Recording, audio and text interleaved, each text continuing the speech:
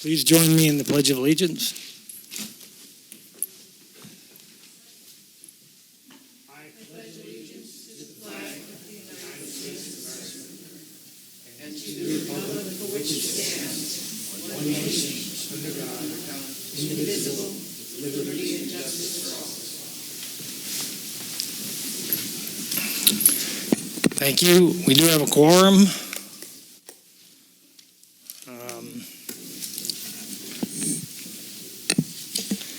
We have a report from closed session. I think that's next. Yes, President Pearson. The board continued to discuss the recruitment of a permanent general manager at the last closed session. Thank you.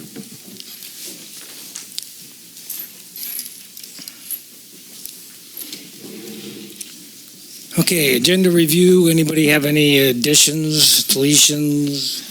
Want to do anything with the overall agenda?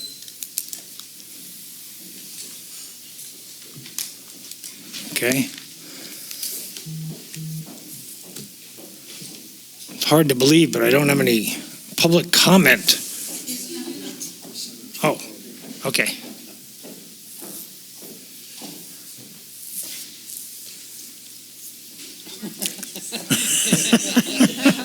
Not only that, but she's bent.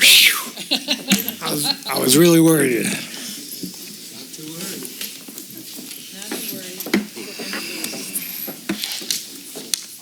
All right, so we will start with Ms. Bettenhausen, and then Ms. Dickinson.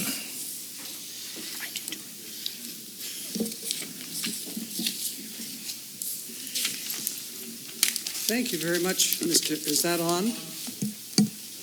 Green light, green light. Thank you very much, Mr. President. I'm glad to be here today on the umpteenth rainy day we've had recently. And I have good news to report, and that is that my entire cactus garden has now been weeded. And I survive. That is mixed news perhaps for some, but I am very glad that it happened. I would like just to ask some general questions about the format of the agenda. I really am thankful to everybody for spieling it out, as we used to say in German all the time, because there's just a tremendous amount of material. But I would have, the first question is, when will the utility billing summary pages be posted for March and April? Usually by this time of the subsequent month, it's up, but it's not on the website. So it's our only way of finding out what water usage is in the district, month by month, or at least 2 months by 2 months. And so I'd really appreciate seeing that again in a somewhat timely fashion. Second, when there are references in agenda items, as there are today, to previous board actions, I have to say I've become a computer addict, and I use the computer to prepare for these meetings. And a favorite word of mine now is link. If there is a link to a document approved by the board at a prior meeting, all I have to do is click the link, and it doth show up upon the screen. Otherwise, I have to search, and depending on the document, it can take a while. I do want to say that a member of the consultants for this district, namely Mr. Carmel, is one of the most helpful people in that regard for almost, but not quite, instantaneous responses to requests for links, and I thank him heartily. The third is that in several of the actions today, there is no draft of a resolution or even a recommendation. There is staff discussion about what the board might do. But again and again over the years, I have been, I confess, frustrated because there is no wording of a resolution or even a recommendation to look at for consideration by the board. And so we get amendments flying around or in perhaps mushy consensus, although that's not always clear. So please include formal proposals from the staff about the resolution. And finally, there's so much advanced material. I thank you all for never sleeping in the 72 hours before a meeting, because that's the only way you could possibly get it read. I, on the other hand, sleep about 10 hours a night. So I thank you very much for your diligence. Excuse me, Christine. Thank you. Where's your permit? Ms. Dickinson. Thank you. Good afternoon, Chair Pearson and directors and staff. A couple of little items, but in a way they're not when you consider we're talking about dollars almost at every meeting. I go to the Gym 1 on Saturdays for class, and sometimes my husband and I may eat at the La Tourette's restaurant, and so we park in the parking lot that the district uses. I noticed that this past Saturday, the district car was not parked there as it usually is on the weekend, as I'm wondering why, who was using it and for what. The other thing, yesterday I was coming back from Templeton, and again, I see these CSD trucks leaving town around 3 o'clock, leaving town to go south on 1 or east on 46. The other issue in regarding that is, why have we still not addressed the use of the employee use of these trucks being used to go to Templeton, Paso, Atascadero, Santa Margarita, wherever, at our expense? And we've asked and asked and asked for that to be addressed by previous boards. We've asked this board, and I'm still not hearing anything.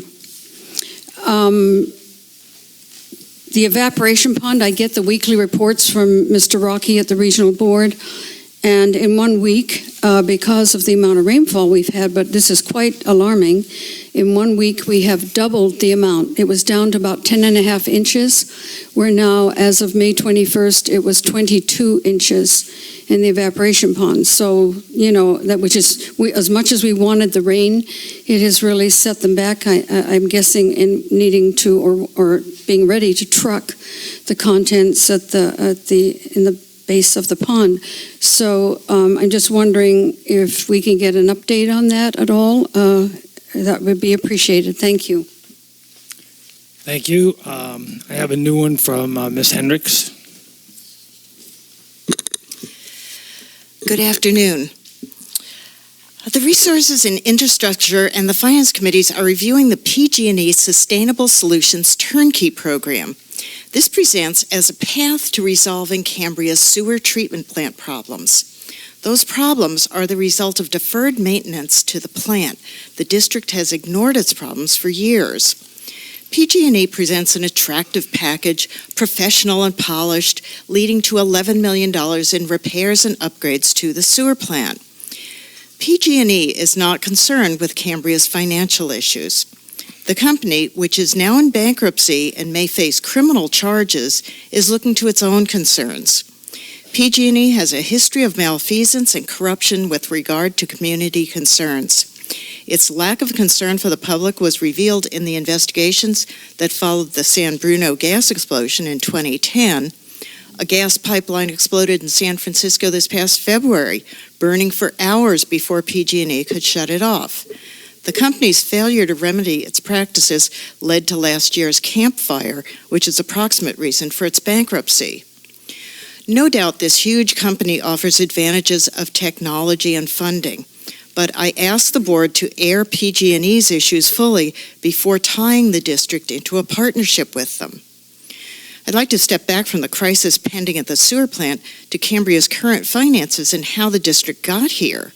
Hasty decision-making and rushing into unfavorable financial agreements helped push Cambria into a situation in which day-to-day needs were ignored in favor of the emergency water system project, which now consumes so much of Cambria's money. Maintenance and necessary improvements to the sewer plant and other infrastructure were not done. Now PG&E, under pressure to help customers reduce electricity use in its programs that have a history of corruption, offers Cambria a deal. Cambria is desperate enough to overlook PG&E's corporate misbehavior, but I ask the board to ask the Resources and Infrastructure Committee and the staff to seek alternatives to partnering with this corporate criminal. Let's seek other sources of funding and set a higher standard for Cambria. Thank you. Thank you.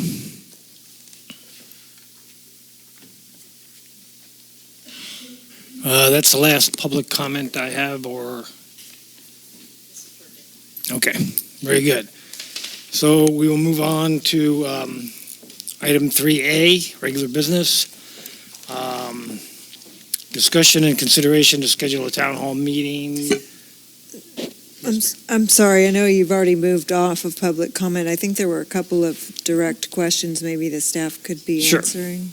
Okay. I don't know if you caught the posting of the water billing information and then the question that was just asked by. Ms. Heinrichs? Mhm. So I can certainly respond to public comment. With respect to the utility billing summaries, I was figuring I'd be following up with Pam Okay. to make sure that we do that. I'm not sure if you have any update, Pam, but if it's not on the website, I assume it's not on the website.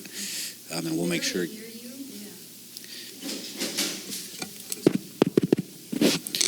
So we're going to follow up to make sure that the utility billing summary is posted to the website. With respect to the PG&E turnkey project, the discussions with resource and infrastructure as well as the finance committee recognize that we have a number of steps ahead of us with respect to due diligence, including contract review, deliverables, financing options, due diligence associated with how do we need to address existing indebtedness and covenants on existing indebtedness? So in terms of PG&E's status, especially with respect to bankruptcy, I certainly agree that should be part of the due diligence. We have done some research on that point already, but including the understanding that the funds for this program are segregated from PG&E's normal funds. There was other questions, though, in that public comment that related to PG&E, and I think that, again, that's appropriate for the due diligence before final recommendations come to your board for any contract. Thank you very much. Thank you, President Pearson.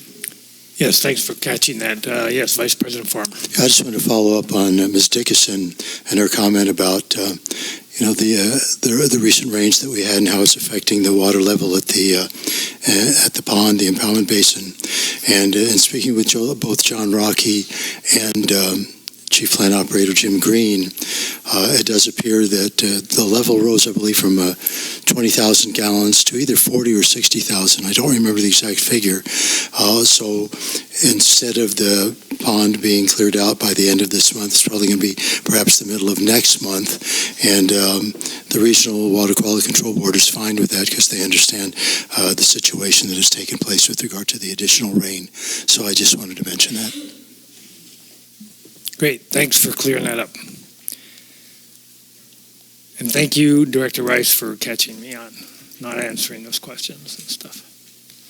Appreciate that. Okay, back to 3A, discussion and consideration of Town Hall. Do you want to introduce this, Mr. Ogren? This particular item is on the agenda based on direction of your board. A couple of meeting times have been identified, and I think it's for your board's discretion. Okay.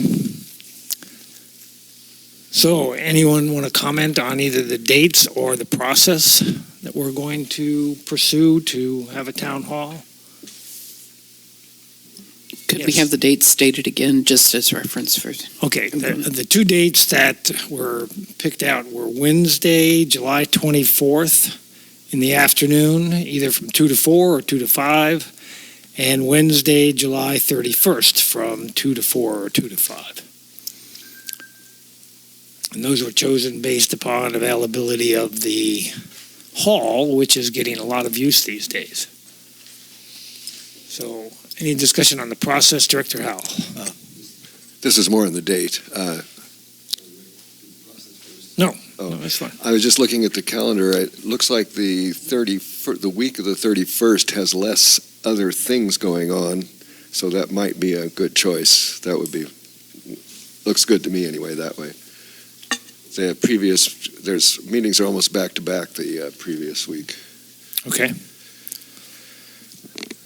So is there any discussion as to whether we should have a separate meeting with staff prior to that meeting, or should we have this meeting with how much staff should be at the meeting if we're not going to do that at the town hall meeting. Any ideas on that? Director Rice.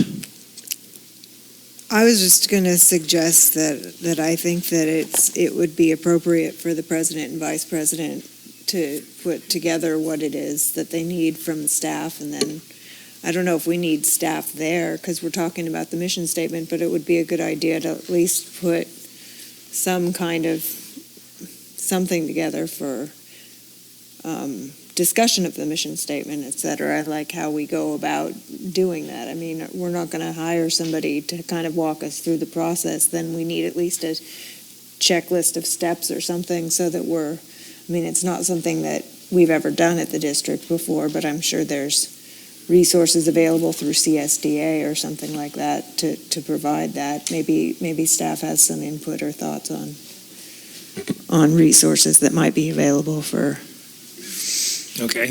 to help us And if through it's that the mission process. of the CCSD, then staff should have some input as to that, I would think, correct? Yeah.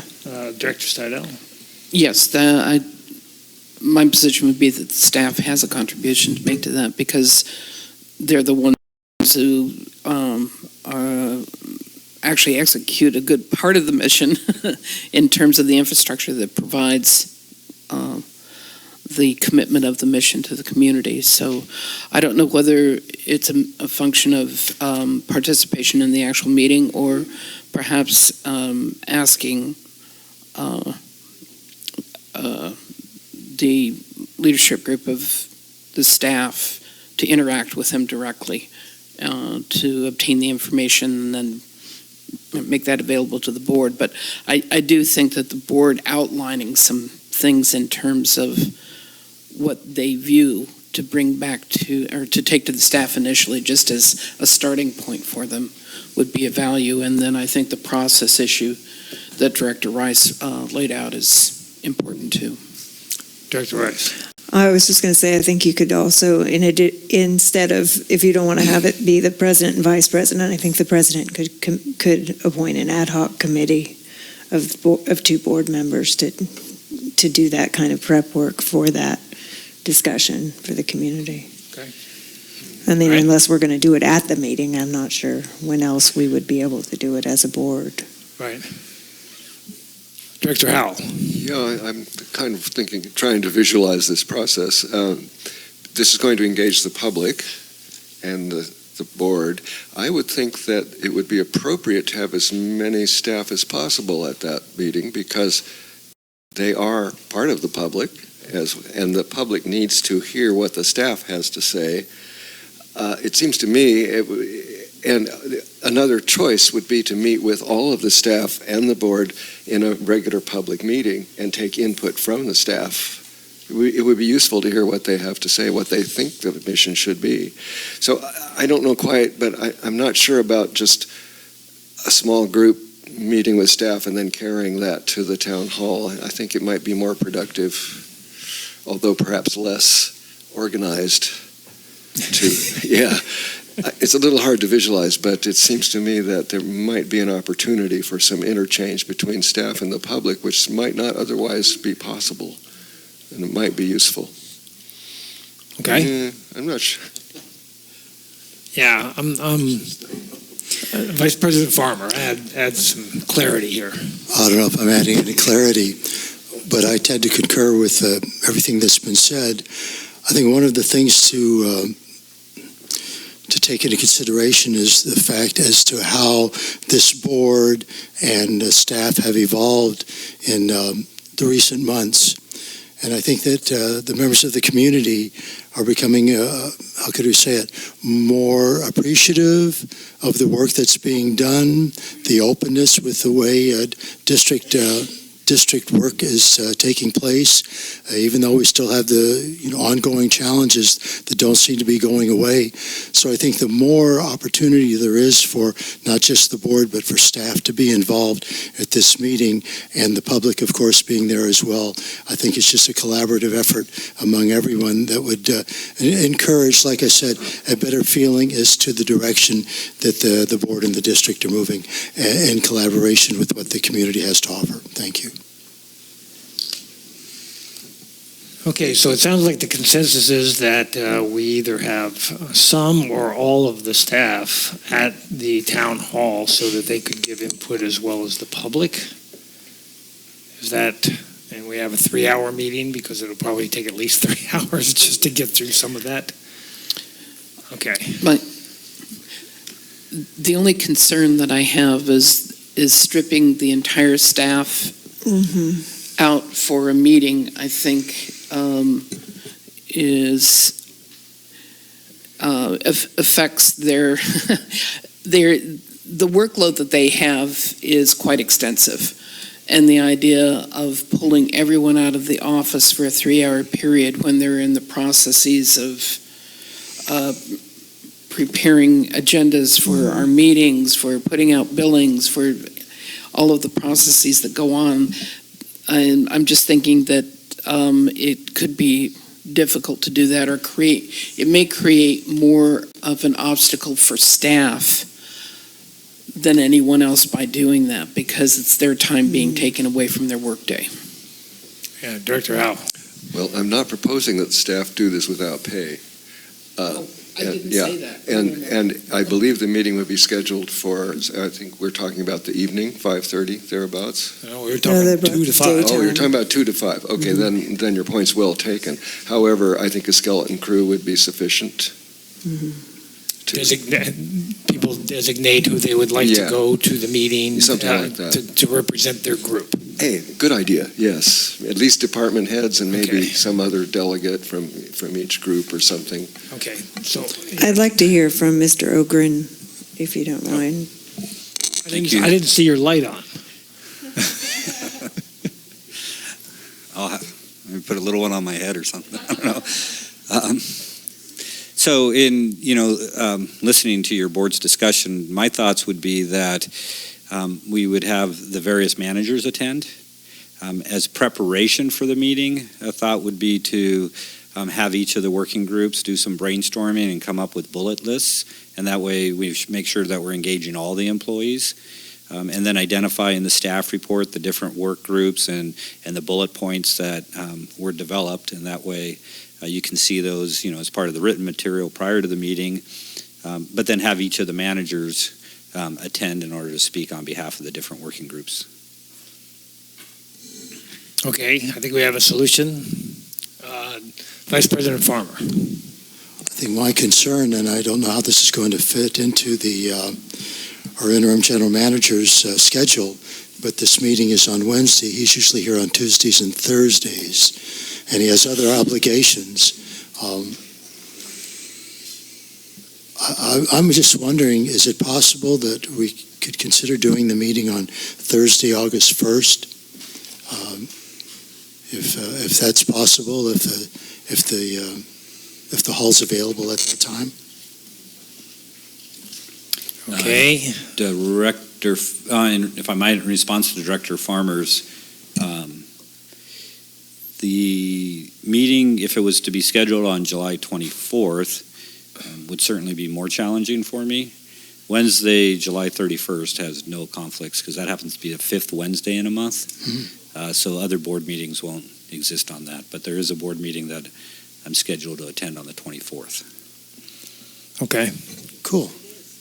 All right, so we'll do it the 31st, and we'll charge the interim general manager with getting his managers to get some input.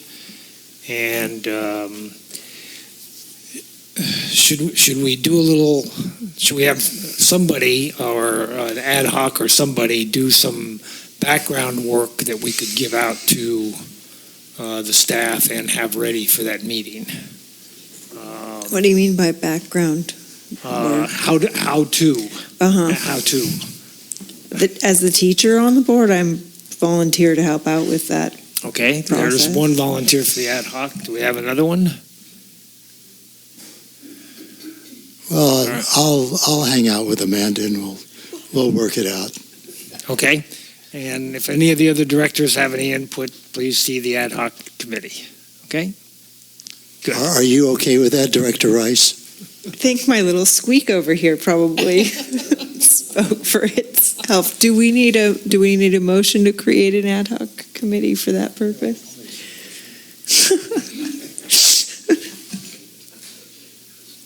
All right, so we have an ad hoc committee, and the date is going to be July 31st from 2 p.m. until 5 p.m. Excellent. We move on now to item 3B. Mr. Ogren. Chairman Pearson, members of the board and the public, item 3B is a discussion and consideration of approving amended covenants related to property located at 2706 Main Street, a lease with the Cambria Historical Society for use of the property for the Santa Rosa Schoolhouse, and authorizing water and sewer service for the property.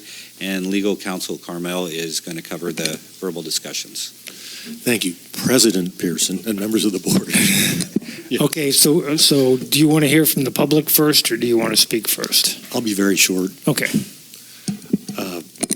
I am pleased to report that after many months of discussion and negotiation, the Beringers, the Historical Society, and the district have developed an amendment to the covenant agreement and restrictions that will allow the historic Santa Rosa Schoolhouse to be relocated to the old dog park property owned by the district. I'm also pleased to report that the ad hoc committee and the Historical Society negotiated a lease for that property. It has a 25-year term and a 25-year option, $1 a year. However, the Historical Society is responsible for all costs of operation, all maintenance costs, insurance to protect the district, and must indemnify and hold the district harmless with regard to any claim or damage that arises out of their use of the property.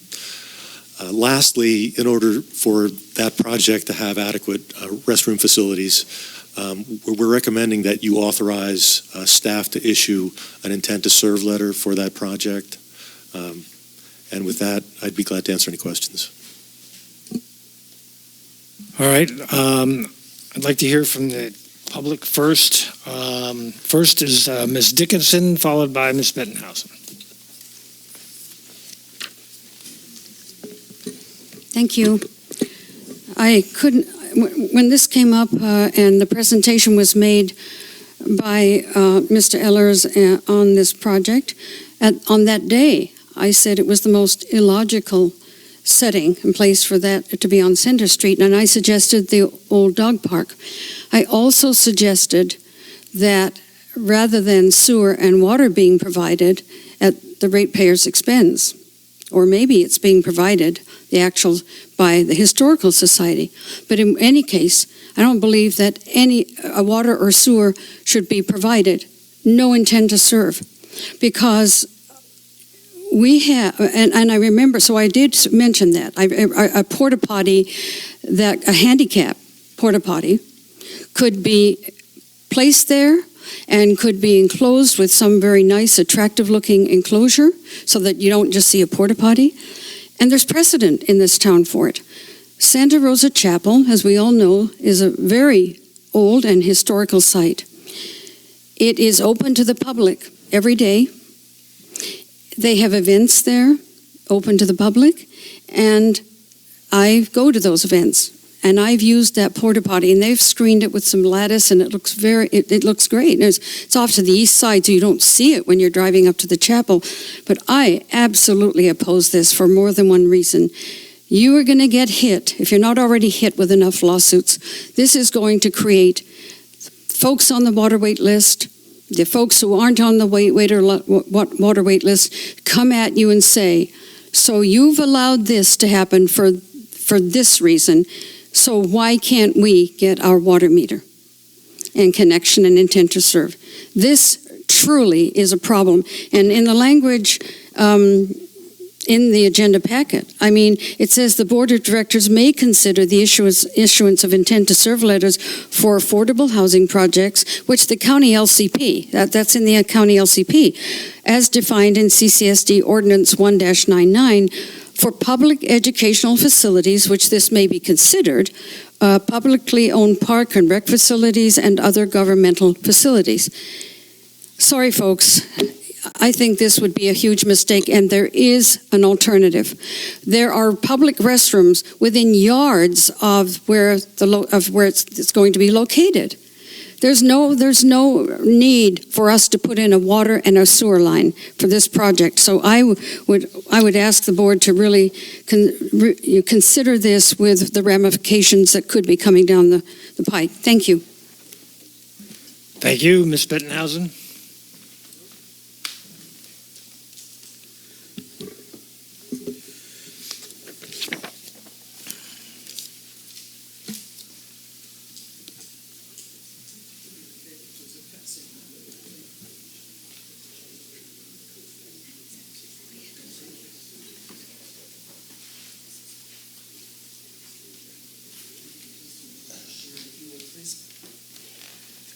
Thank you, Mr. President. I'm having people assist me passing out this sheet because I'm proposing an amendment to the lease. I don't have any sentiments particularly about the location other than in my estimation, the rather dramatic increase of flooding from Santa Rosa Creek there. But that's not my purview. I just am one of those nuts about climate, and I won't bring that up after I just did. But I want to propose an amendment. When it says, quoting the document from 2001, the district finds, this is page 17, 1D, the district finds that the use of the property for the location and preservation of the schoolhouse, which will be operated by the Historical Society for the benefit of Cambria, as a park-like and educational not-for-profit museum open to the public, is a grammar is sort of strange, is a public purpose that will serve the community within the powers and authority of the district. I ask you please to amend that paragraph by the addition of this sentence. This finding sets no precedent for any future CCSD decisions about parks under the purview of the CCSD or about the meaning of park-like and or educational. And then my second point is that there is, as I said in the opening public comment today, what exactly is the wording by which CCSD awards water and sewer services to this project and or provides an intent to serve letter? The staff recommends to you that you do such, but there's no wording for this resolution. And I would urge you to consider very carefully how the motion will be worded and who seconds it, and what your vote is on the exact wording that will award water and sewer services to this project by overt action, not by implication in the lease, and how it will provide an intent to serve letter, because neither of those actions is officially explicitly stated in the material before you. I thank you very much for considering my two suggestions. Thank you.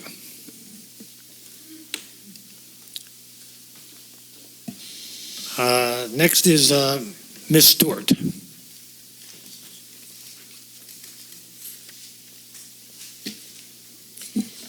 Laurel Stewart, Project Manager for the Schoolhouse Relocation for CHS. I guess I'll just say that we're following county requirements in the planning process and providing an ADA accessible restroom, unisex singular restroom. There is a restroom already in the building which we'll remove. This building has historic use on a meter for about 6 decades.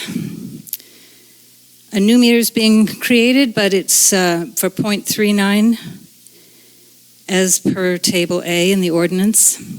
And we plan to dryscape. We plan to have water use at a minimal level, given that our usage is minimal. We're using it on weekends for drop-in traffic. We're using it from 8:30 to noon on some weekdays a few times a month, 2 months of the fall and 4 months at the beginning of the year for our school group educational tours. And we are limited to 4 fundraising events in the footprint of the schoolhouse per year. So this is not heavy use. And I think that's all I have to say, unless there are any questions.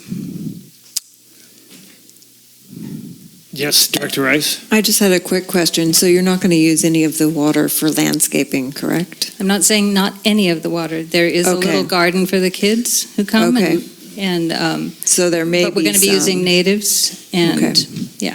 some minimal outdoor use Right, possibly. right. Okay, thank you. no irrigation, just specifically on, Yeah, I'd also like to mention that, if I'm not mistaken, Ms. Stewart just mentioned that the likely use would, the allocated use is like 0.39 EDUs for water. And I believe the Historical Museum, which will be open, which is already open, will be open more hours than the schoolhouse, uses less than that right now. Just to let people know, well, how much is 0.39 EDUs? Yeah, that's a good point, because we have a pretty extensive and water-sucking garden, really, at the Giannini Bianchini house. Also, I do want to point out that we are paying connection fees, the Cambria Historical Society, of about $5,000 for the water, and we're paying $3,000 in retrofits, and we're paying, I don't know, what is it? It's over $3,000 for the sewer, and we're putting it all in at our expense. Okay, Director Howell. Ms. Stewart? Ms. Stewart? Quickie question. Director Howell has a question. Sorry. Is it a county requirement to provide drinking water? No, just the restroom. Just the restroom? Yeah. Thank you.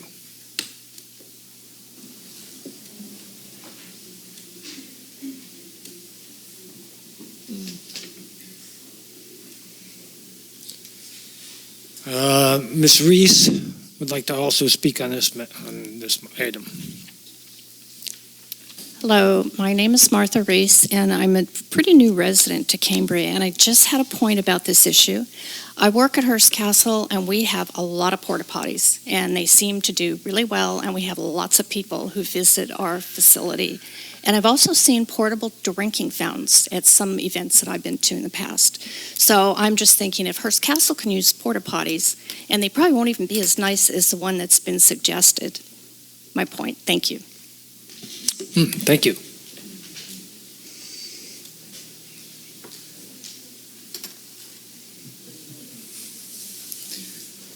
All right, additional discussion on this issue? Any at all? Director Rice. First of all, I'd like to thank Mr. Ellers, and Ms. Stewart and the Historical Society and Mr. Berenger for working on this project to get this accomplished. And I know that it wasn't an easy or fast thing, but I'm glad that we're finally seeing it happen. I had the question about the projected demand for use, but that was answered by Ms. Stewart. I don't know that I've ever seen a porta potty that's ADA compliant. I'm sure they make them. Okay, so that would be my concern but I don't have any objection to the small amount of water that would be used. And this is less than even half of what a residential intent to serve would be projected for its demand. I'm a little concerned about water on the landscape, but if there's no irrigation system and we don't have a big hose going out there, I think that's not a reason to not do this, and they're paying the connection fees. I support having this, and I do tend to agree with Dr. Bettenhausen on that it would be a good idea if we had some kind of language speaking to the fact that this is for a public purpose. It's not, the district doesn't own the schoolhouse, but we're providing it as part of our parks. And I would kind of like to see a restriction on the connection itself, that it can't be moved somewhere at the end of 25 years or when they move the schoolhouse. If they move it to another, that only the Historical Society can use that new connection. And if they were to move to another location that already had a connection, they couldn't then turn that over and sell it to some other business who would use it. So, I mean, I would like to see, just for protection of the district as a whole. Yeah, I think the restriction on the water meter that you're talking about is in the lease. Oh, that they can't move it, that they can't sell it, that they can't do anything with it. It is, and it's also pertinent to the property. It can't be moved. Right, but there's a history in this town of people selling water meters they're no longer using. So I just want to make sure that we're not going to create that kind of situation. Right, and that's ultimately our water meter, pertinent to our property. I see. Okay, thank you. That's helpful. Yes, ma'am. Yeah, as soon as our possessory interest in this property ends, at the end of a lease, we are required to move the schoolhouse off the property, but leave all underground utilities. Right. Yeah. Mr. Carmel, would you please speak to Ms. Bettenhausen's other paragraph that she'd like to add here? If the full board wants to adopt it, I don't see any problem with that. The paragraph's already in there. She wants to amend it with the underlined language. Yes. So, do you think it's necessary in your legal opinion? Candidly, no, but sometimes I'm wrong. It can give you the sense that it's not creating any precedent. I have no problem with including it. Mr. Ogren. Yeah, my only alternative thought was that the precedent and what future boards might do, I'm not sure really it's dictated by this agreement. Perhaps your board might consider, an additional motion with this language that's just clarifying that this action is not precedent on other Parks and Rec. So whether it's incorporated into the agreement or done by separate action of your board, I think you have a couple of different options.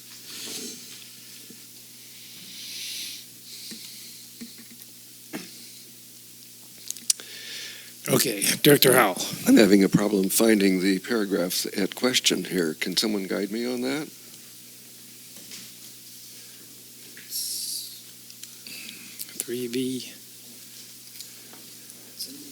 It's in the lease agreement. It's on the lease agreement? Yeah. Okay.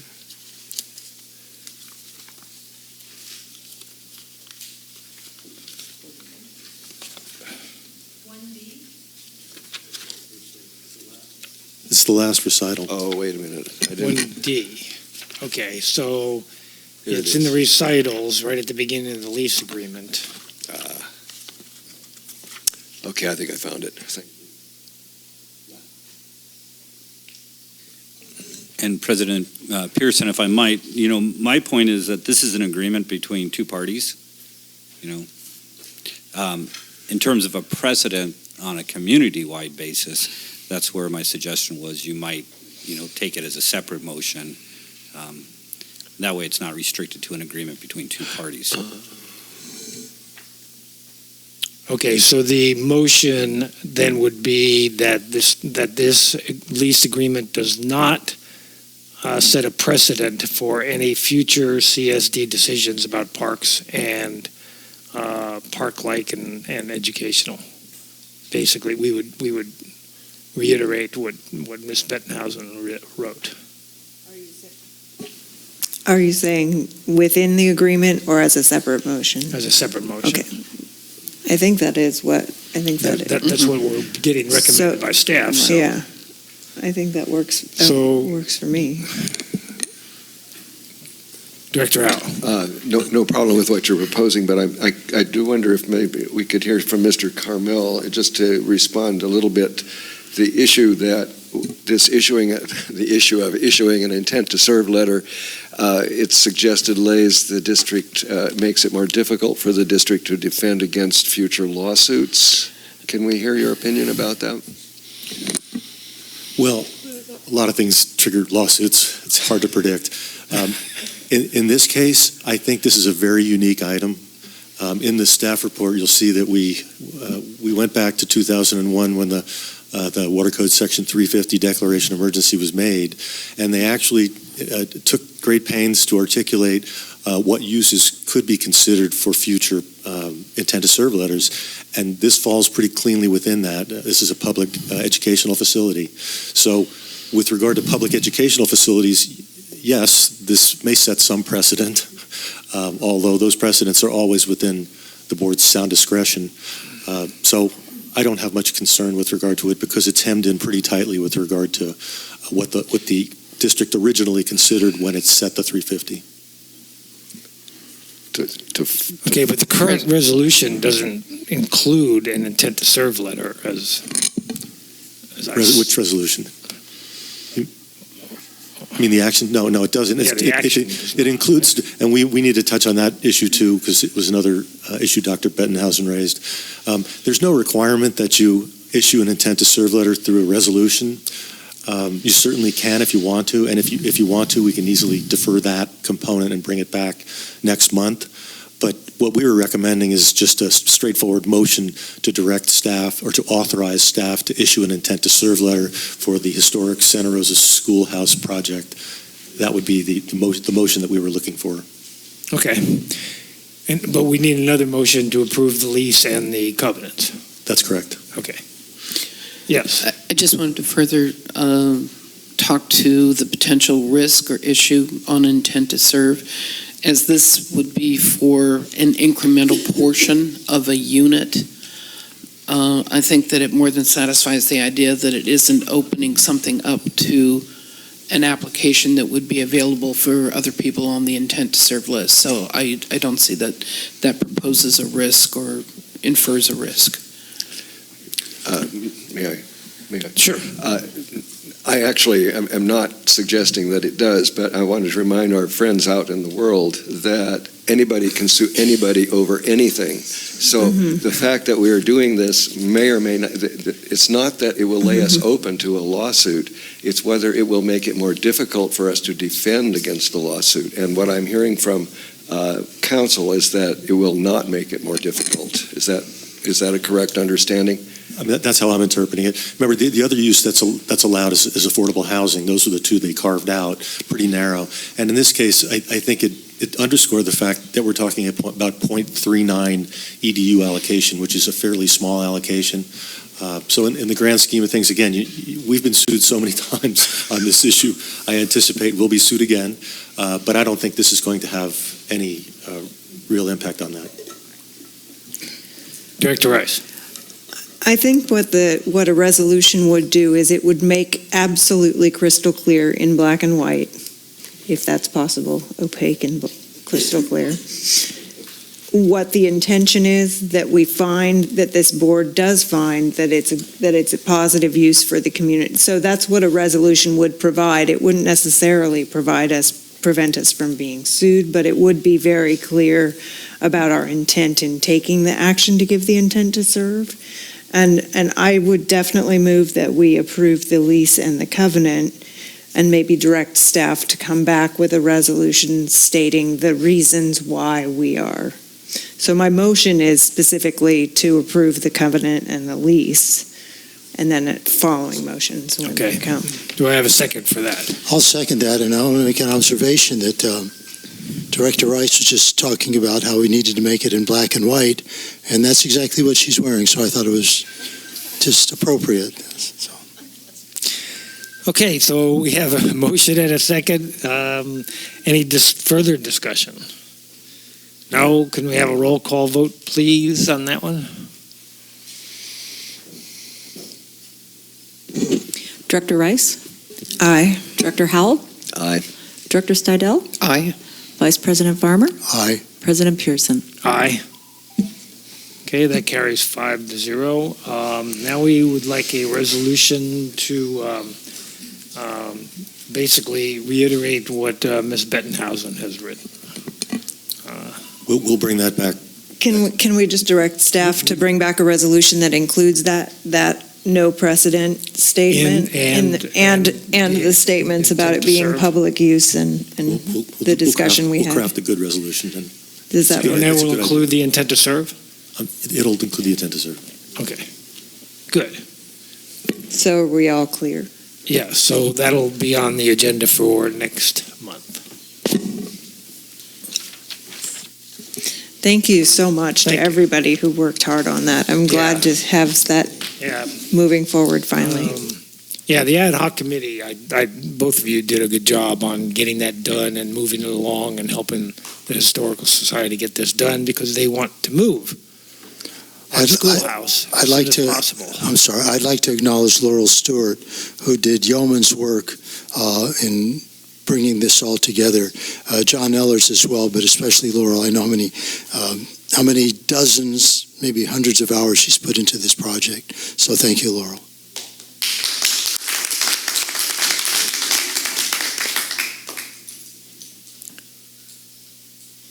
All right, we're on to item 3C then. Again, Mr. Ogren, would you like to introduce? Yes. President Pearson, members of the board.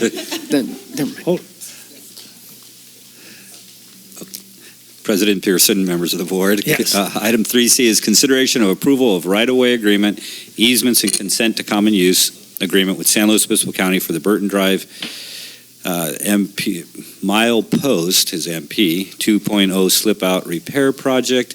This is follow-up from a previous agenda item where Director Howell had some comments and legal counsel is going to speak to the resolution of those issues. Thank you. Chairman Pearson, members of the board. As you'll recall, at the May 9th meeting, Director Howell identified some issues with regard to the right-of-way agreement and the easement deed and requested certain modifications be made to them. We did make those modifications, and Phil Acosta, I don't know whether he's here, with the county, was extremely helpful and responsive in making those changes. Let me really quickly go through them. Let's see. Specifically, paragraphs 7 and 11 were added to the right-of-way agreement. And on page 2, the fourth paragraph of the easement deed and consent to common use agreement, references to damages were changed to severance damages. And also the words protect in place were added to items 25, 26, and 33 of Exhibit 2. All these changes were actually very beneficial. And I have to say, I'm amazed at the detail with which Director Howell reviewed this document, but all of his requested revisions were beneficial. So with that, I'd be glad to answer any questions. And President Pearson, Mr. Acosta is not in the audience today, but Rachel, and I'm apologizing that I don't remember Rachel's last name, who is with Public Works, is in attendance in case your board has questions.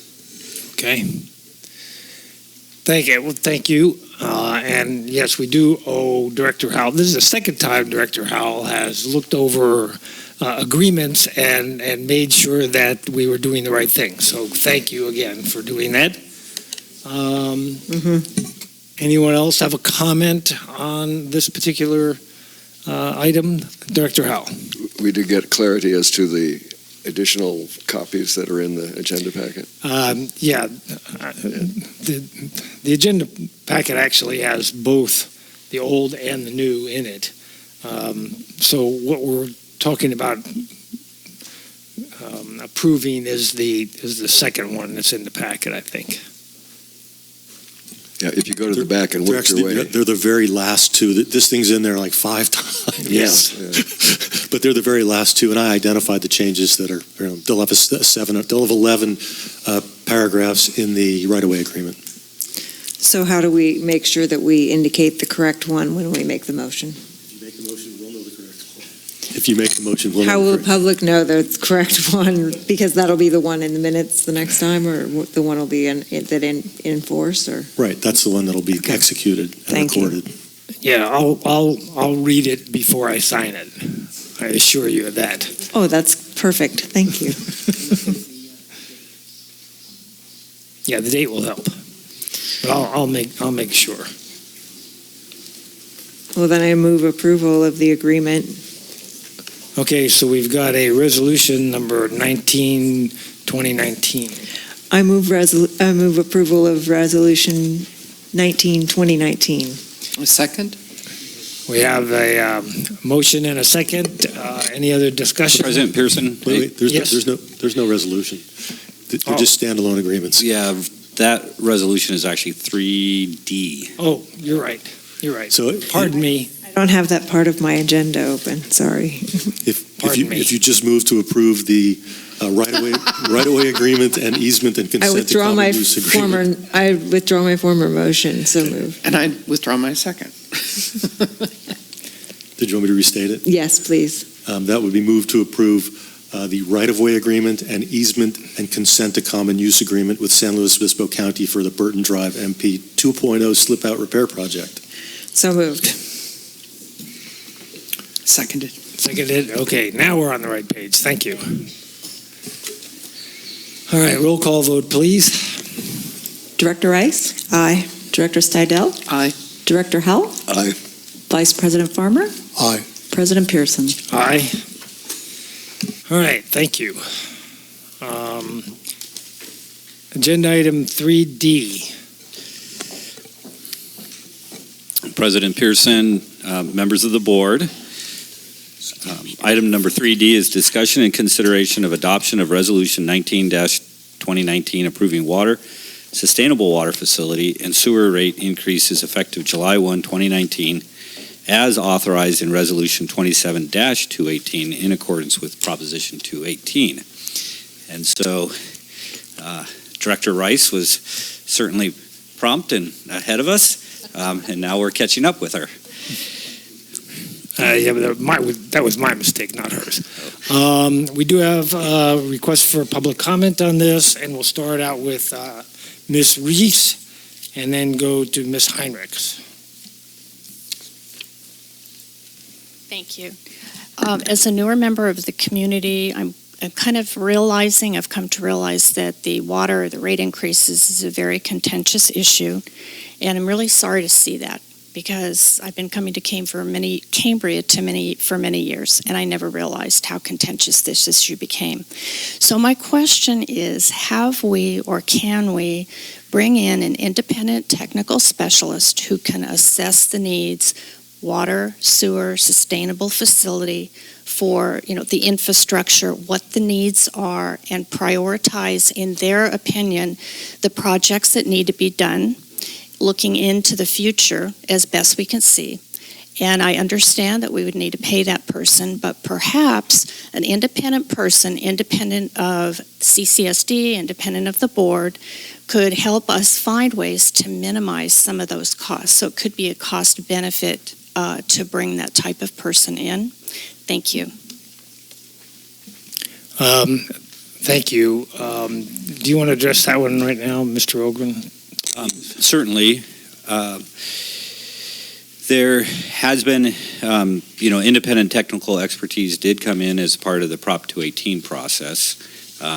That these rate increases were originally authorized in 2018, and although I wasn't here, I've certainly gained the understanding that there was a lot of community review, including July of last year, where a lot of the details of the prioritization of the projects were reviewed. And Bartle Wells is a well-established firm that helps with the 218 processes. In addition to that, your board has set a number of goals for both the Finance Committee and the Resources Infrastructure Committee. And both committees have done a lot of work over the last several months in order to evaluate prioritizations of the project, including and up to the recent joint committee between the Resource and Infrastructure and Finance Committees. And I'd be glad to elaborate in further detail, but, essentially that is something that is being pursued, has been independently, and is currently being pursued at a detail level with the committees. Okay, thank you. Ms. Heinrichs, followed by Ms. Bettenhausen. Thank you. It's difficult to oppose rate increases when the district's infrastructure is in such poor condition. It's frustrating that these needs have been clear for years, yet previous boards and staff decided to overlook continuing deterioration in favor of building the emergency water system, which continues to consume most of Cambria's money. The obvious solution is to stop spending money on the EWS. It isn't producing water. It didn't produce any water during the drought. Cambria managed without it. Cambria can't afford it. Please consider, organizations and businesses sometimes make decisions that take them in the wrong direction. They end up in more debt than they can manage. Sometimes you just have to dig your way out.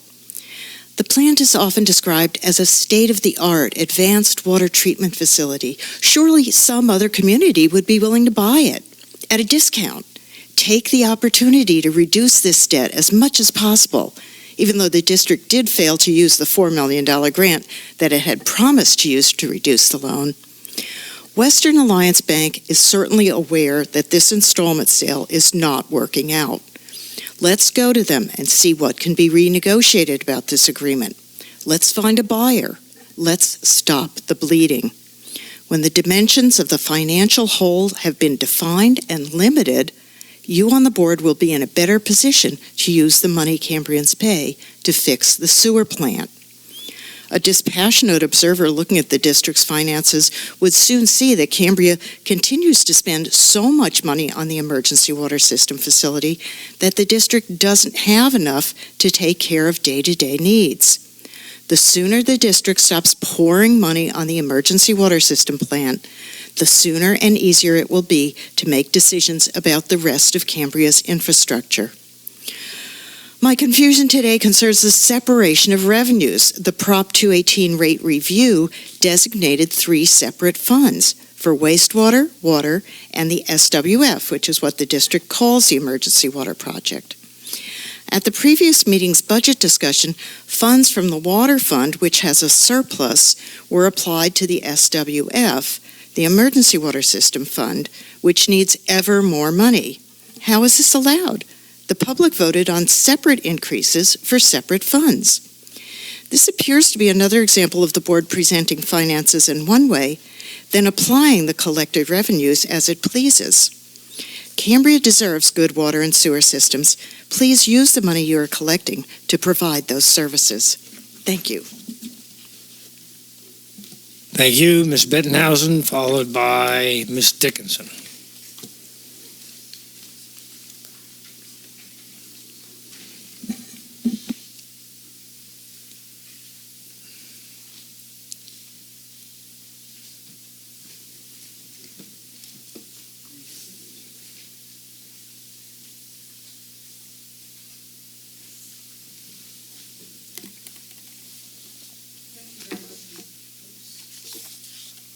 Nothing is green here.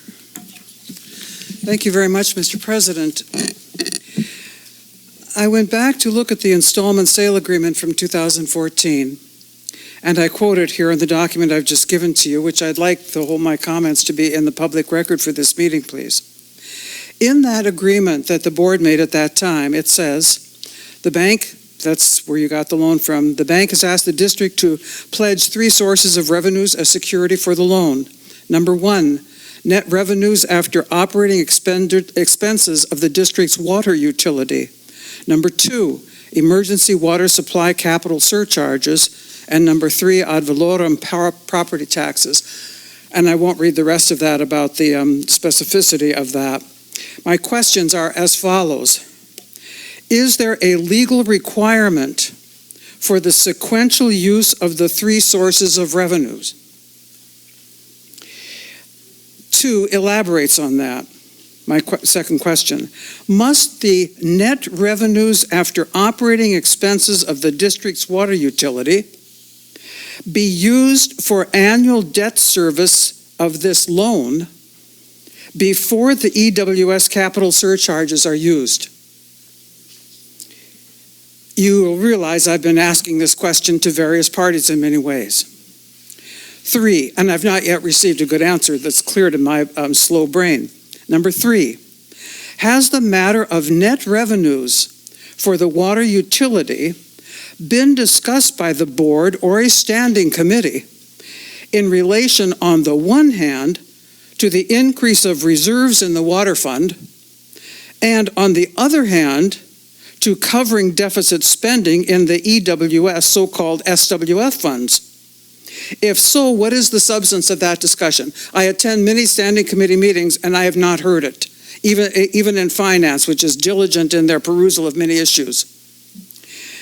Number 4, is there any official action by the Board of Directors of the CCSD that addresses this question?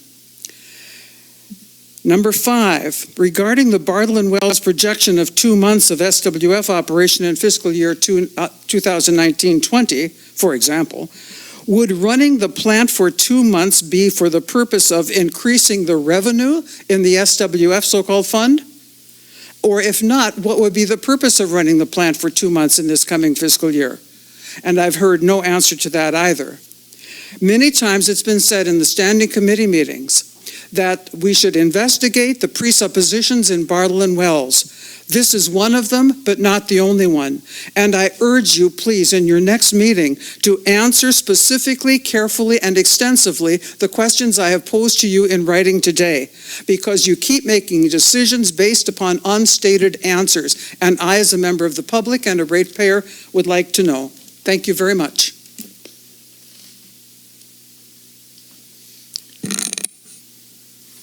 Okay, thank you. Ms. Dickinson.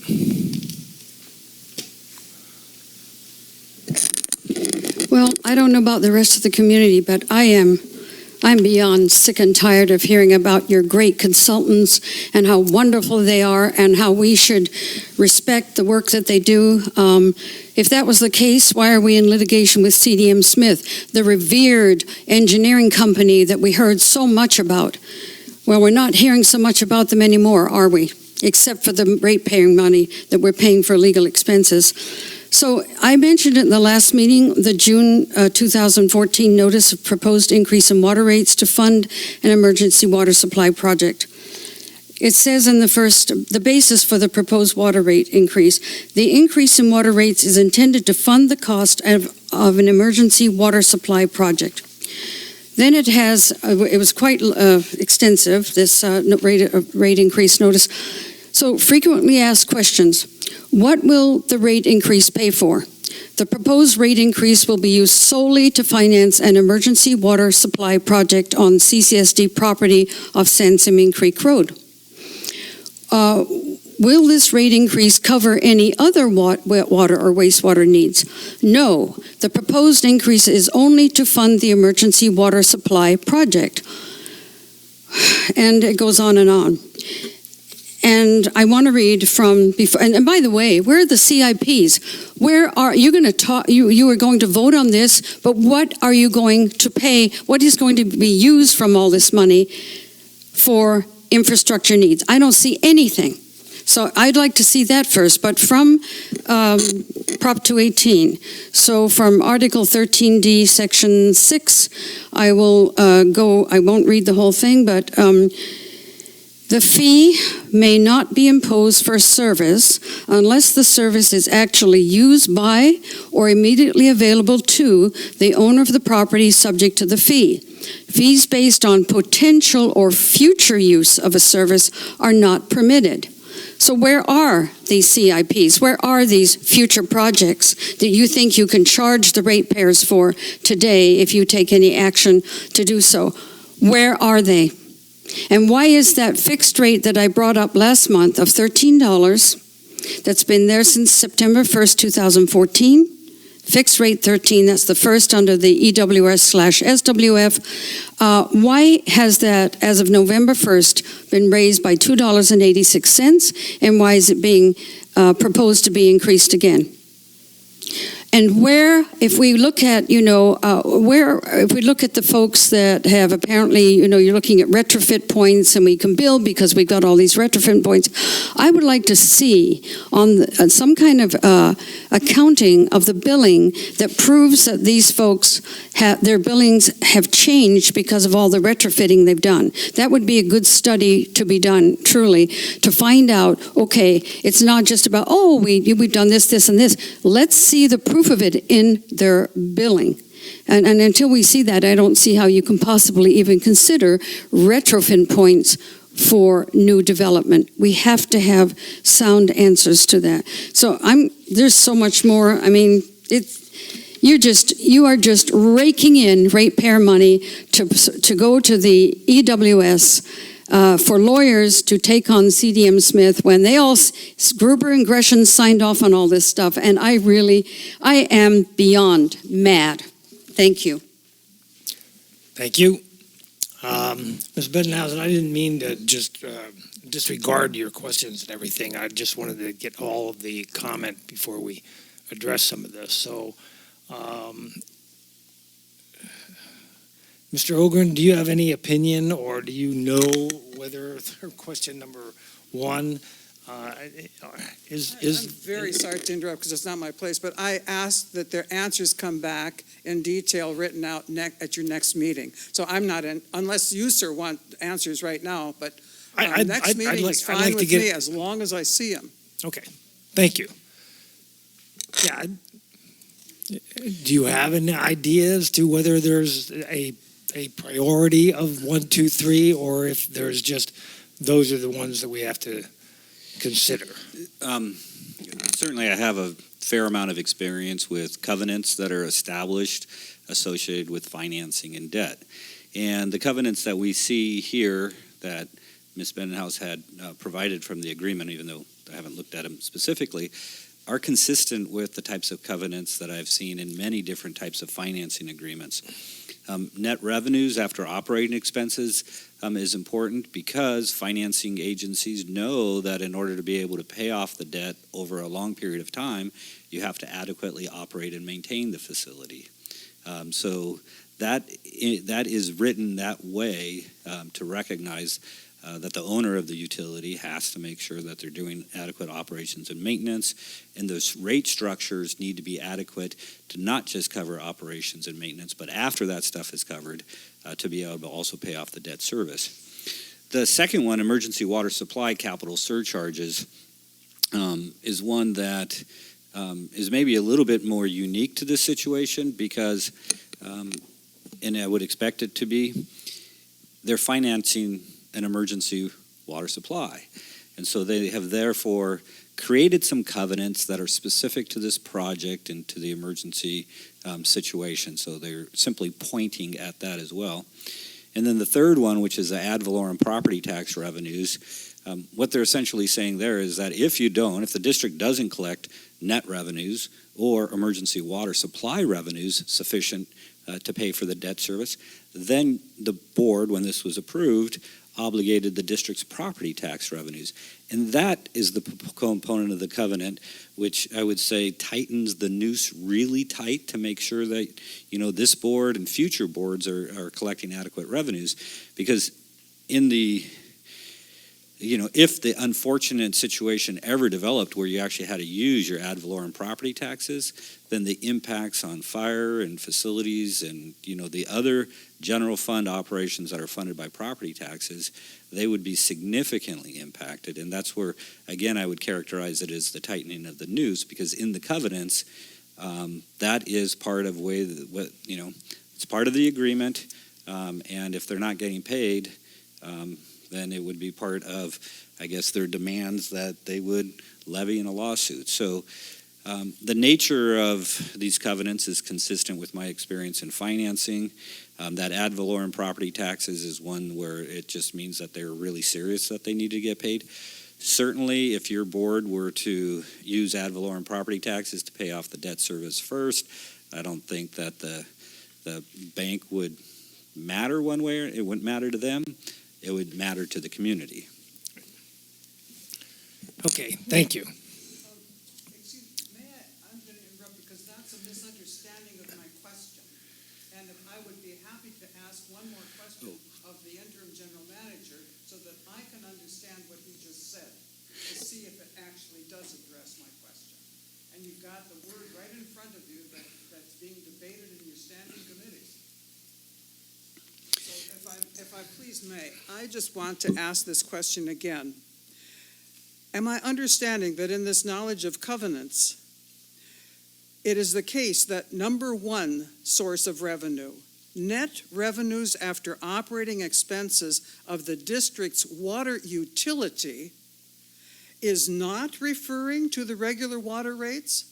It's referring only to the operating expenses of the EWS or SWF?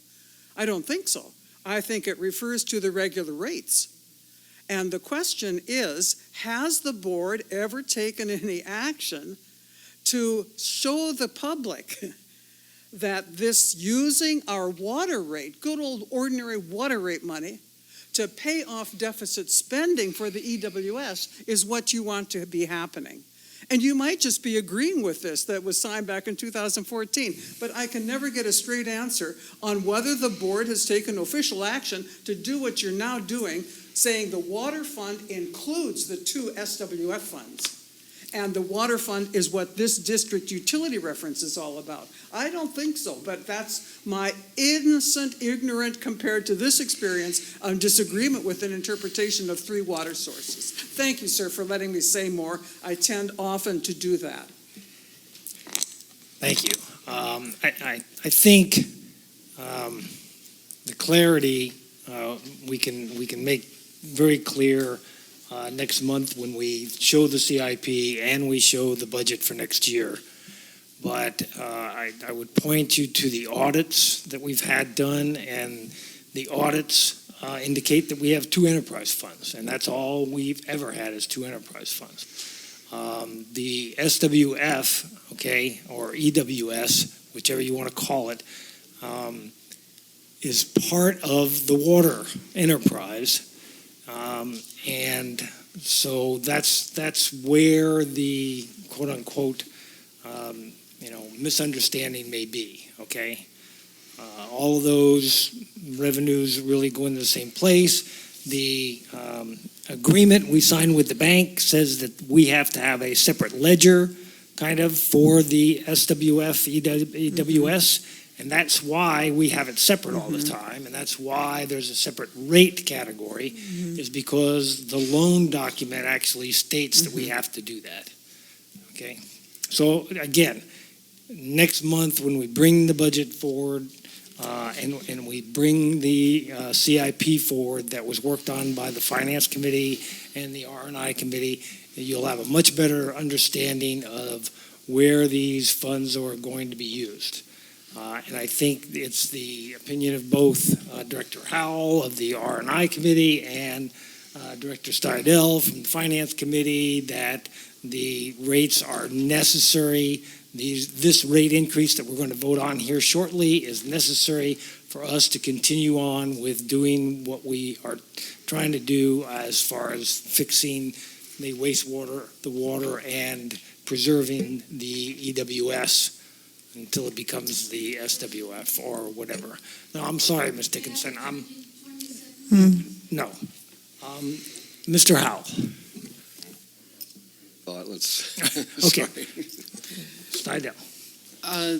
One thing I wanted to, I wanted to address also that the CIP has been in existence for months. It's been going through the R&I Committee. It's been going through the Finance Committee. It was gone through in terms of discussions even that happened in the joint committee meeting. So it isn't as though it hasn't been in existence or hasn't been discussed and isn't part of the current budget process. And the public's attendance at R&I committee meetings and the public's attendance at Finance Committee meetings provides that opportunity for them to provide feedback in taking a look at the CIP activities and hearing what the CIP requirements and needs are from the professionals who are actually operating those plants. So it's a misnomer to say that the CIP doesn't exist. So I wanted to clarify that in the first place.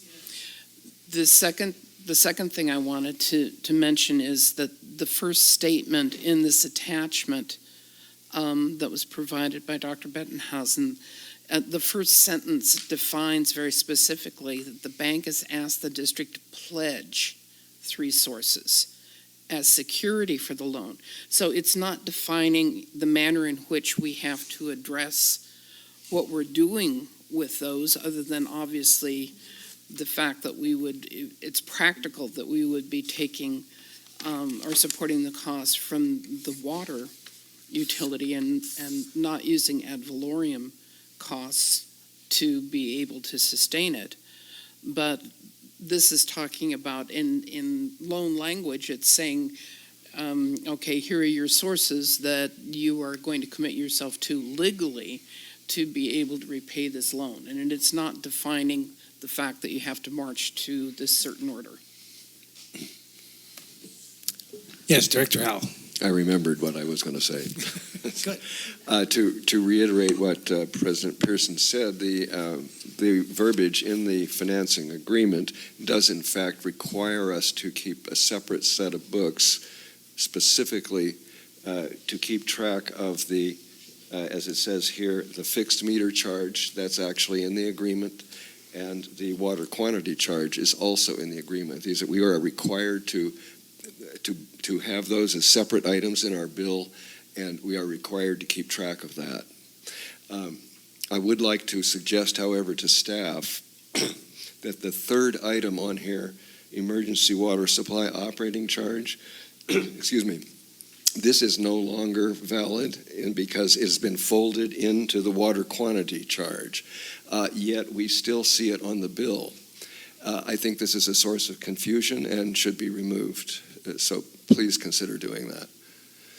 But again, just to get very clear about so when you see your bill, the amount that we are, in theory, sequestering for use and to support the EWS, that is to say, the loan payments, largely the loan payment, and the principal and the interest of the loan are those other two items, the water quantity charge and the fixed meter charge.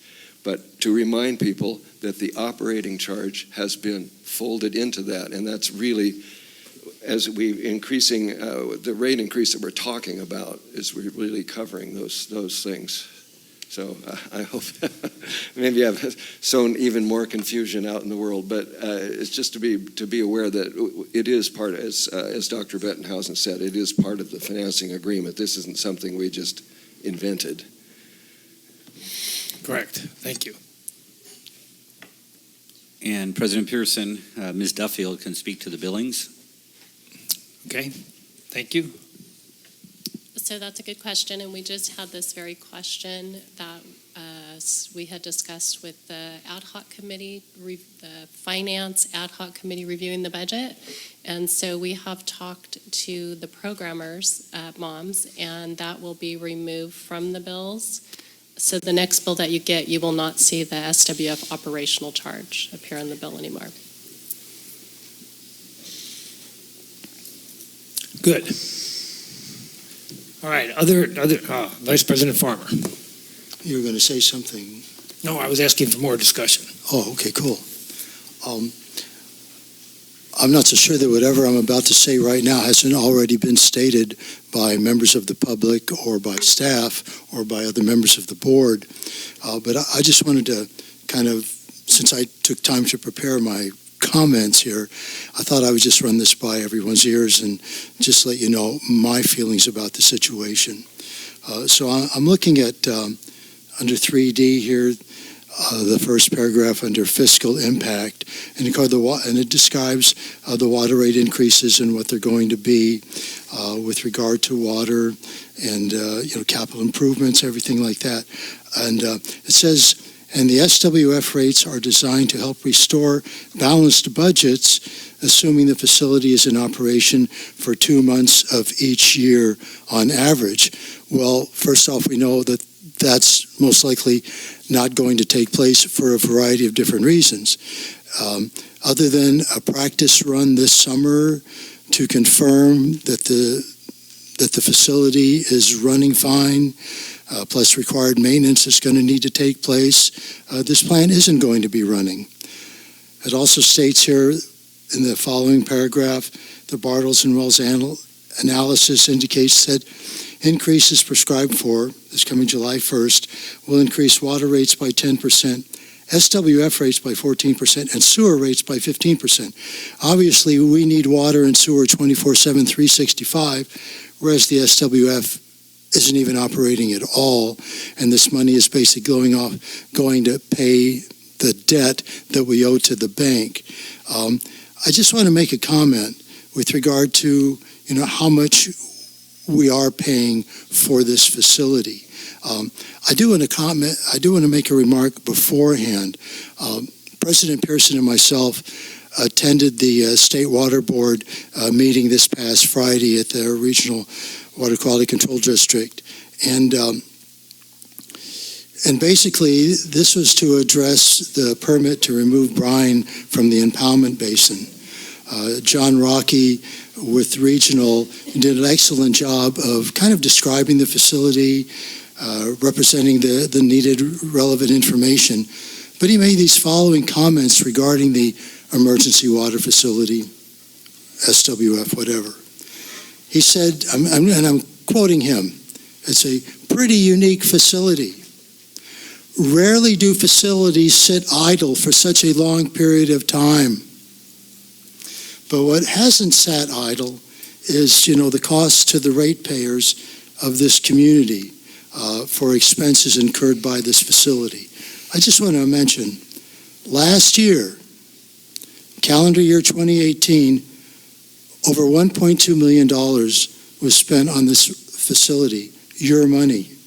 So far this year, if you combine, this is the first 4 months, January through April, if you combine the $204,000 for various expenses and the just under $330,000 for the payment to buy the facility back from the bank, you have a grand total of $534,000 for the first 4 months of this calendar year. I also want to mention, with regard to the work that the Finance Committee, as well as Resources and Infrastructure, they've been doing an excellent job in addressing the fiscal challenges facing the district, and the ratepayers of the community. So I don't want to dismiss what they've endeavored to do that is of value to the district and to the community. But the bottom line is that, personally, I find it really difficult to increase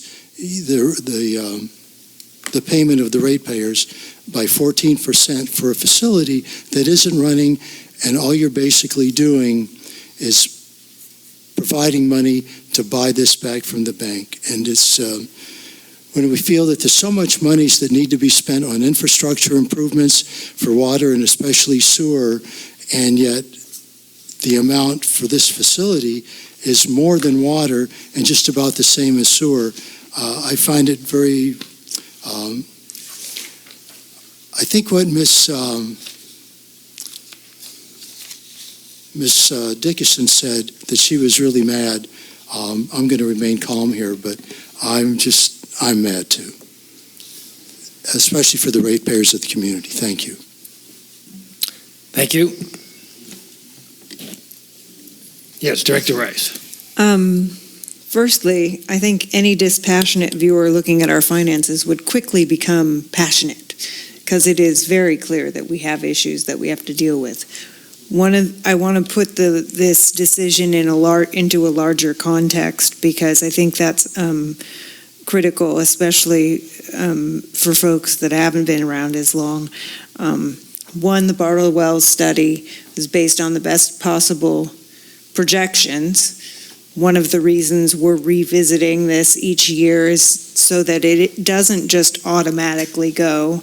And we have a finance committee that looked it over, and the resources and infrastructure that looked it over, to ensure that those predictions that were made in the study were actually at least close to on target, because we can't go higher than what the rate study requested. But we wanted to be sure, the board at the time that this was done, the board wanted to be sure that it wasn't just staff automatically turning up the rates, that the board had a chance to look at it, and the board has had a chance to look at it, and we now have standing committees, which at the time were either brand new or hadn't quite even been put into place yet. So I think we're doing a much better job at looking at what these rates are going to, both whether we need to implement the raise, and also after that raise, that we're watching where those monies are going. Frankly, it's a little bit frustrating to me, because we set this up so that the board could have some say in whether or not they go up, even though the community didn't have a successful protest. the fact that we're looking at it now and then saying, well, we don't need a rate increase and people are mad, except that the whole point of doing this process wasn't to have us, I'll take it. I want as many people in this room as we can have for any item that's going on.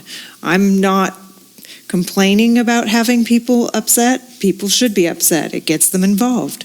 It's just one of the things that happens. So I'm not trying to be critical, but it is a little bit hard to then want to continue to do openness if every time we're open and trying to make sure we're doing our job of oversight, we get beat up. Just is a bit of a, dissuades the board maybe a little bit. Doesn't mean that you shouldn't come and express your thoughts. I want that to happen, and we need to know, because that's what keeps us on track. So I just wanted to kind of say that. Still bring them. I want to hear the comments, good and bad, but it, you know, keep in mind this is part of why sometimes it feels like it's very difficult to get things done, because we don't want to be beat up. I mean, we're human beings up here too, at least last I checked. So unless there's other comments, I'm prepared to make a motion. I do have a couple lights on. Okay. Director Steidel. I think what, it's something I support also. I think what I was hearing from Director Rice is we appreciate civil discourse. And by civil discourse, we have the ability to exchange information and respect one another and appreciate the information that each brings to the table. And I'll make one more observation in that when we initially and gotten approval from the community for the 218 rate increases, and that went into effect, one of the actions that President Pearson had taken was to make sure that we come back on an annual basis to review the need for the rates. And so that review process is what R&I has done and finance has done, and taking a look at the things that need to happen. And I'll take a couple of steps back to the original CIPs that were put together a couple of years ago. Well, this is a fairly new process, actually, that has been going on and has been in discussion with the community and has had the opportunity to have committees be involved in their progress, is that when we looked at what those CIPs were originally, we knew even at that time that the 218 rates that would go in effect would be insufficient to cover the needs for what the CIPs had defined. And we knew at that time that we were going to have to then continue to look for additional sources of monies to be able to address all of the CIP needs, whether that was in grants or loans or whatever it may be, whatever creative resource was available for being able to do that. So I just want to remind people about that. That kind of falls off the table sometimes. The 218 wasn't intended to be able to solve all the issues that are brought and part of what the district is dealing with. But it sure helped us get us on a healthier path towards things. And the other thing I'll mention is that although the plant itself isn't running right now, it just goes through maintenance cycles, which are an offline thing that don't have disposal associated with it. Those monies aren't just kind of seeping out of the cracks someplace. They're going to be identified very specifically within the budgeting process and be targeted and defined. So I will, as a precursor to the information that will be coming from the budget, I'll detail that out at this time to let you know that. Thank you. Director Howell. Yeah, I do have kind of a question here. I've been thinking about this a little. Yeah. What I haven't heard, and I'm trying to get back in my mind to see if it was ever mentioned in other discussions, the proposed 14% increase for the SWF charges would imply that what we are collecting now is not sufficient to cover the current and anticipated expenses of the SWS. Is that a correct statement? In other words, are we not collecting enough money now? Because I haven't seen real evidence of that myself. So could someone kind of expand on that a little? Well, we did run a $400,000 deficit, or we are this we are year. in deficit, okay. Yeah. It was in the budget, We're the covering that draft with- budget we with looked at. excess water, which is one of the reasons that current, yes. Future, maybe not, okay? But current, with all of the issues that we're dealing with from the regional board, which is, which we have to do, okay? And with our preparation and our ongoing work that we're doing in order to get a permanent coastal permit for the facility, and the maintenance that we've discovered we have to do, which, and one of the things that came up by John Rocky was that we weren't doing enough maintenance, and he thought we should be doing more and running the plant more. All of those things added up are causing us to be in a deficit right now. And the bond, okay? A $70,000+ bond that we've had to provide every year so far because that was a requirement of the regional board again. When the pond is empty next month, yes, when the pond is empty next month, okay, Mr. Rocky will come and observe that it is and that it's done, and we will no longer have to provide that bond, okay, which is wonderful news because that's $70,000 plus that we're not going to have to budget for next year. So, yes, for current, what we're doing and what we're having to get done, yeah, we need it. For future, at some point after we get the CDP and after we get everything settled out, we'll have to take a look at it, and that's when the rates come up again for review, and that's when we might do something different at that point in time. So. Thank you. I just wanted to get clarity on that because I think that is the area where we're getting much of the concern. So to just reiterate, we need the money just to pay our anticipated expenses for I'll use EWS. For the immediate future going this, forward. At least in 2019, 2020, right? So we need to do it for that because we could approve some of the rate, we could approve water and wastewater and not the EWS if we wanted to. Yes. We have that option. We have that option, and we made sure that we had that option so that maybe next time, at this particular time, we can say, hey, we've now got the SWF or the EWS to a point where we now have a very good handle on what it's going to take to run that thing on a regular basis, maintenance, and et cetera, and we can actually maybe not, okay? I can't vouch for who knows? Yeah. guarantee Thank you. that I just for wanted to sure. get clarity on that point. Maybe. Yes, And Director Steiner. the only other thing that we want to keep in the back of our minds as we're going through that process is determining for ourselves prior to that what type of reserves we want to maintain within each of the enterprises. And so that's one more element for consideration. Okay, Director Rice, staff, we asked that you might want to give us a brief rundown on the SWF budget, but we're going to save that for June. Okay. One thing before we go, both of these committees have done yeoman's work in reviewing this and looking at the finances and looking at the CIP and looking at how the Prop 218 money is coming in and how we're spending it and how we're going to spend it. And I apologize that there's no readily medium available to let you know when those committees meet, other than they're on the CCSD website. So if you would like to go to those meetings, and I really encourage you to do that because those meetings are much less formal. There's a good give and take at those meetings in the most part.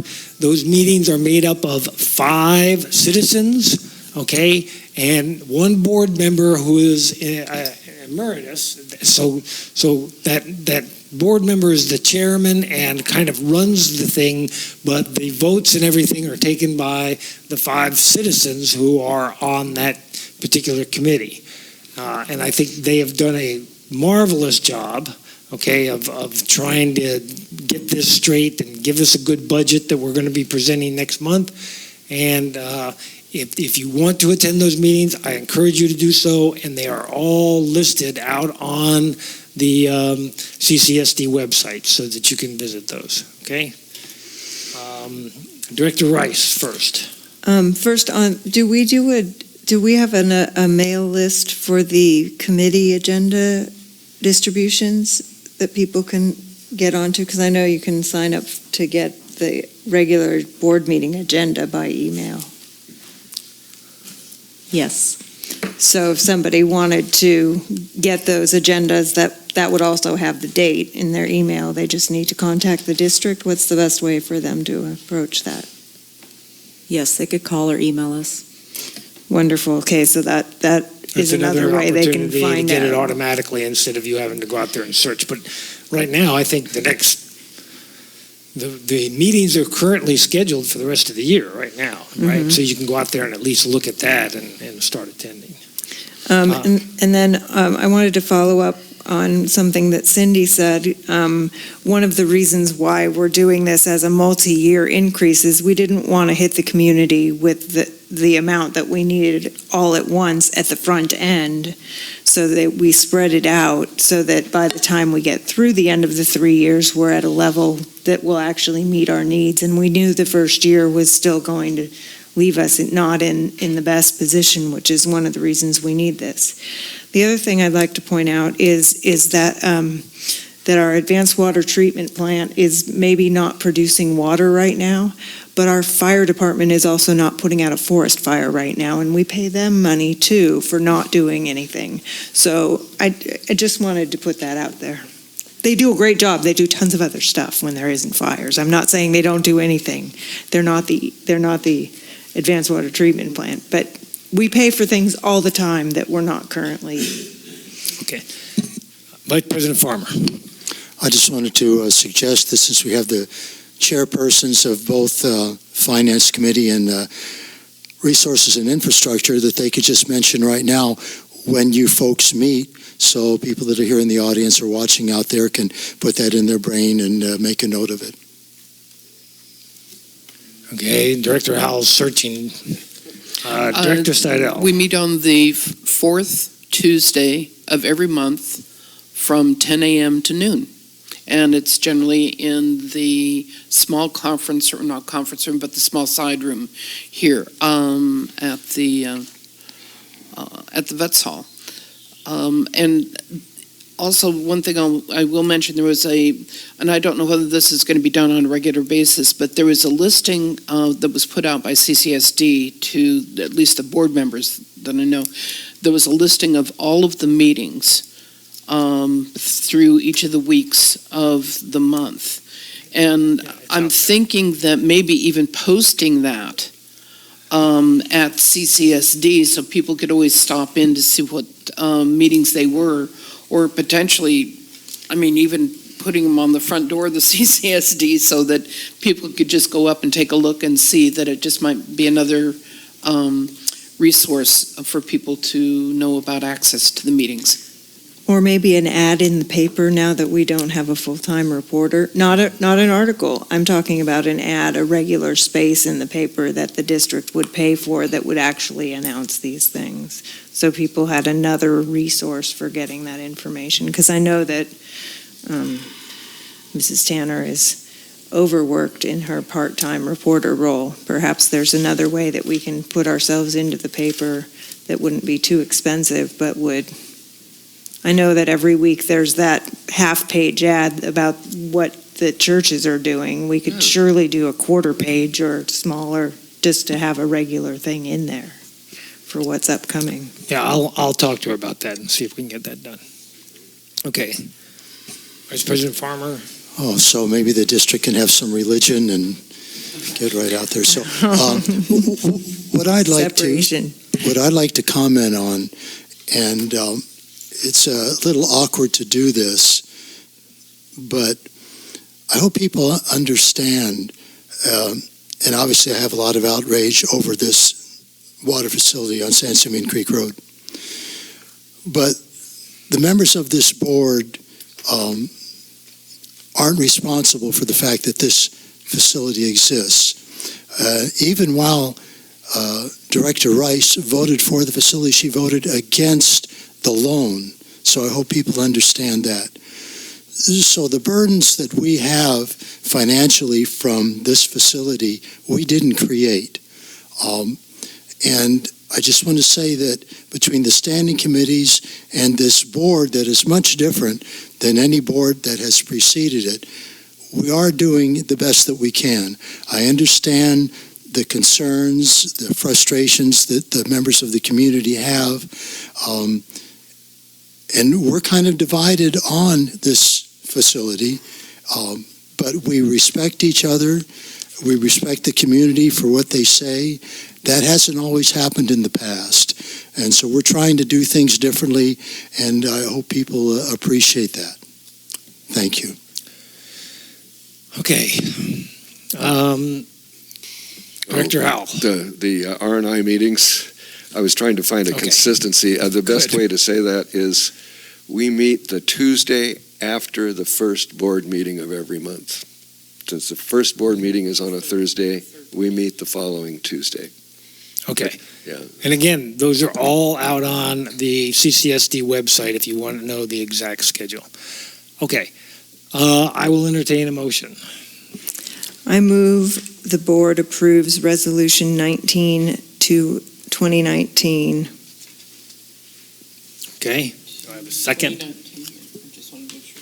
The resolution approving the water. The water sustainable water facility and wastewater rate increases effective July 1st, 2019. I'll second. Okay, we have a motion and a second. Any more discussion? All right. I just want to say that I'll be voting against this, and it's because of the amount of increase for the water facility. I wouldn't feel comfortable. I don't think the people that, obviously I represent everybody in this community, but I don't think the people that voted for me have very fond feelings about this facility and the continued expense that the ratepayers incur as a result. So I'll be voting no on this. Thank you. All right. Yes, Director Howell.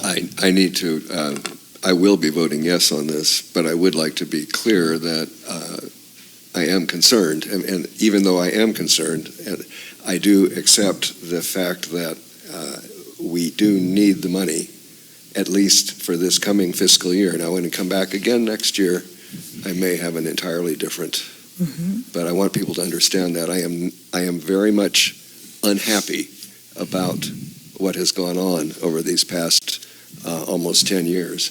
But we are where we are, and we have to make the best of it. Agreed. I just want to say going further into the red wasn't even a consideration for me. So I think we need to do everything we can to keep from continuing that bad practice. Yeah, and we've got to establish some reserves at some point, and this is a way to get there. All right, let's have a roll call vote, please. Director Rice? Aye. Director Steidel? Aye. Director Howell? Aye. Vice President Farmer?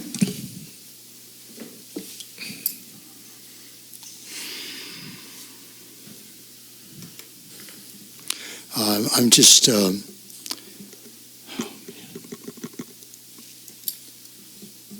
think I'm just going to abstain. Okay. President Pearson? Aye. All right. Thank you, everyone on that one. We'll now move on to agenda item 4A, which is adoption of the itemized report of water and wastewater standby or availability charges for the collection on the county tax rolls. So, Mr. Ogren? Certainly, President Pearson, members of the board, members of the public.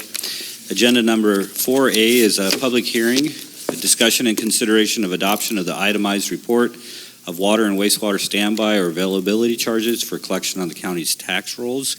This item that is presented to you today is consistent with similar items for the past many years. When Prop 218 was adopted, availability and standby charges were grandfathered in. The rates haven't changed over the years. Again, a relatively routine, consistent with prior years.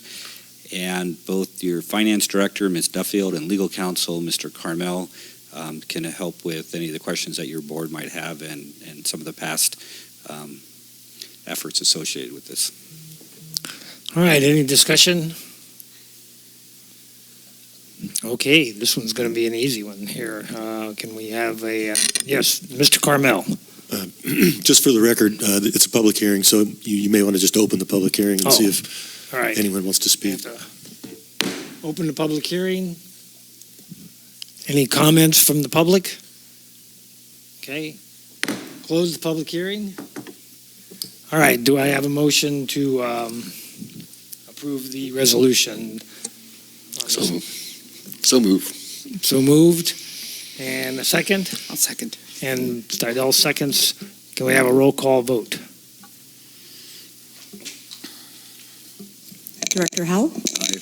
Director Stidel? Aye. Director Rice? No. Vice President Farmer? Aye. President Pearson? Aye. All right. Future agenda items. Anyone have anything in particular? Director Rice. I don't know if we need to look at our shut-off policy and ensure that it's going to be consistent with the law. Certainly, we do need to. The changes in statute regarding shutoffs go into effect in 2020. So that's an item that we were anticipating bringing to your board this fall. Wonderful. And then the Pilch item that we had before us a couple of, maybe 5-6 months ago, needs to come back before August, is what my notes from when I was president say. The Pilch. That hasn't even come back to NCAC yet. I'm just saying that for us, because I think there's like an expiration of the intent to serve or something. The extension intent to serve runs out like 6 September. Because we had a debate about that. And I have just recently been starting to be brought up to speed on the extensions. In fact, I had a meeting with Ms. Bland this morning, and so I'm not sure that it's just the Pilch. There may be others as well. And so we are initiating our steps in order to get our arms around that and anticipate an item in the, in the upcoming future for your board. Okay. Good. 2 items. Anything else? Yes. I'd like to bring something forward. I have not had an opportunity to talk directly to Director Howell on this, but I think there are a couple of elements of the bylaws for the standing committees that we probably need to talk through, because it occurs to me as different committees have had different perceptions of some items that possibly there's some direction that needs to come from the board of directors about it, and it tends to have to do with the terms of appointments and the processes for the appointments, and how to deal with the reappointments if there are resignation. Okay.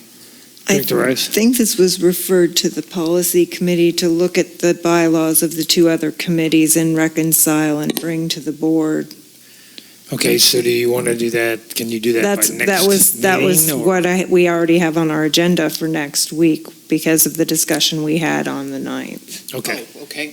So to prevent any Brown Act issues, what we'll do is we're going to get copies in our packet, we'll have copies of each of your committee's bylaws, and we're going to put that. I don't know how my committee is going to look at that yet. We might do an ad hoc committee or just do it in committee. I don't know yet, but that's on our agenda for next week. Okay. Yeah, we need to move that one along if we can. Yep, that's the idea. Okay, good. Thank you for bringing it up. Anyone else? All right. Before we adjourn to closed session, I would like to kind of review the way I see public comment. I'm sorry I closed off Ms. Dickinson. I'm sorry she's not here anymore. But I don't think it's the right policy or the right procedure process for us to get into a conversation with the public. That's not why we're here.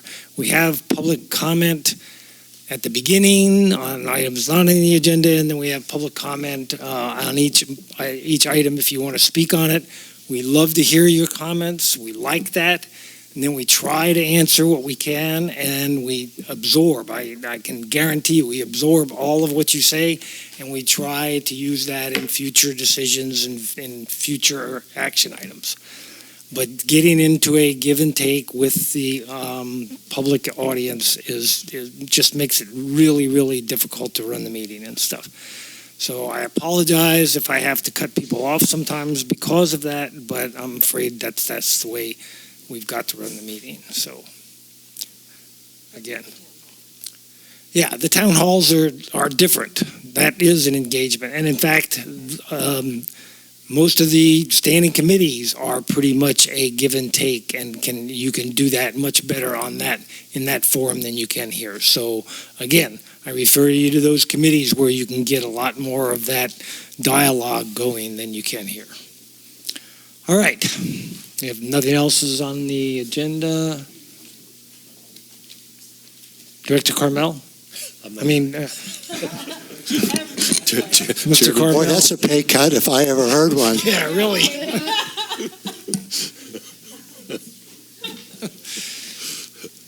I was just going to refer to the agenda item number 6 is closed session. Oh, okay. Yes, we are adjourning to closed session. Thank you.